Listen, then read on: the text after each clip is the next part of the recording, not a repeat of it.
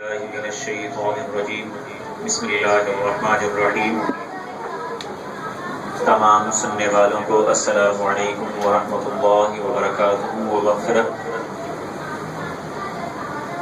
آپ کے سامنے پیش خدمت ہے 15ویں شعبان المعظم کی رات کی فضیلت، کتاب مکاشفۃ القلوب امام غزالی رحمۃ اللہ علیہ کی تصنیف شدہ۔ اس میں آتا ہے کہ 15 شعبان کی رات کو شفاعت کی رات بھی کہا جاتا ہے، کیونکہ حضور کریم علیہ السلام نے شعبان کی 13ویں تاریخ کی رات کو، یعنی 13ویں کی رات کو اللہ تعالیٰ سے اپنی امت کی شفاعت کی درخواست کی، دعا فرمائی، تو اللہ تبارک و تعالیٰ نے 1/3 امت کی شفاعت کی اجازت مرحمت فرمائی۔ پھر جب 14ویں کی رات کو آپ صلی اللہ علیہ وسلم نے اپنی امت کی شفاعت کی دعا فرمائی، تو اللہ تبارک و تعالیٰ نے آدھی امت کی شفاعت کی اجازت مرحمت فرمائی۔ پھر جب آپ صلی اللہ علیہ وسلم نے 15ویں شعبان کی رات کو اپنی امت کی شفاعت کی دعا فرمائی، تو اللہ تبارک و تعالیٰ نے پوری امت کی شفاعت کی دعا قبول فرما لی، یعنی پوری امت کے حق میں شفاعت کرنے کی اجازت عطا فرما دی۔ اس رات کو بخشش کی رات بھی کہا جاتا ہے۔ امام احمد رحمۃ اللہ علیہ سے مروی ہے کہ آقا صلی اللہ علیہ وسلم نے ارشاد فرمایا، اللہ تعالیٰ 15 شعبان کی رات اپنے بندوں پر ظہور فرماتا ہے اور 2 شخصوں کے علاوہ دنیا میں رہنے والے تمام انسانوں کو بخش دیتا ہے، اور وہ 2، ایک مشرک اور دوسرا اپنے دل میں دوسروں کے لیے بغض رکھنے والا، برائی رکھنے والا ہے۔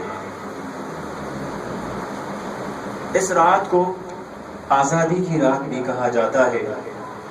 ایک طویل روایت ہے حضرت انس بن مالک رضی اللہ تعالی عنہ سے، جس کا کچھ حصہ میں بیان کرتا ہوں۔ حضرت عائشہ صدیقہ رضی اللہ تعالی عنہا نے ان سے فرمایا کہ ایک رات میری باری تھی اور آقا صلی اللہ علیہ وسلم میرے پاس تشریف فرما تھے۔ رات کو جب میری آنکھ کھلی تو میں نے آپ صلی اللہ علیہ وسلم کو نہیں پایا۔ میں نے خیال کیا کہ شاید آپ صلی اللہ علیہ وسلم کسی اور زوجہ کی خدمت گزاری کے لیے کسی اور زوجہ کی طرف چلے گئے ہوں گے، لہٰذا میں اٹھی اور مسجد میں سے گزر رہی تھی تو میرا پاؤں آپ صلی اللہ علیہ وسلم پر پڑا، تو آپ صلی اللہ علیہ وسلم فرما رہے تھے، میرے جسم اور خیال نے تجھے سجدہ کیا، میرا دل تجھ پر ایمان لایا، اور یہ میرا ہاتھ ہے، میں نے اس ہاتھ سے کبھی اپنے جسم کو گناہ سے آلودہ نہیں کیا۔ اے رب عظیم، تجھ سے ہی ہر عظیم کام کی امید کی جاتی ہے، میرے بڑے گناہوں کو بخش۔ میرے اس چہرے نے تجھے سجدہ کیا جسے تو نے پیدا فرمایا، اسے صورت بخشی، اس میں کان اور آنکھ پیدا کی۔ پھر آپ نے سر اٹھا کر کہا، اے اللہ، مجھے ڈرنے والا دل عطا فرما جو شرک سے بری اور منزہ ہو، یعنی پاک ہو اور بدبخت نہ ہو۔ پھر آپ سجدہ میں گر گئے اور میں نے آپ صلی اللہ علیہ وسلم سے سنا، اس وقت فرما رہے تھے، اے اللہ، میں تیری رضا کے ساتھ تیری ناراضگی سے پناہ مانگتا ہوں، تیرے عفو کے طفیل تیرے عذاب سے اور تیرے طفیل تیری گرفت سے پناہ مانگتا ہوں۔ میں تیری مکمل تعریف نہیں کر سکتا جیسا کہ تو نے اپنی تعریف کی ہے، میں وہی کچھ کہتا ہوں جو کچھ تیرے بھائی داؤد علیہ السلام نے کہا۔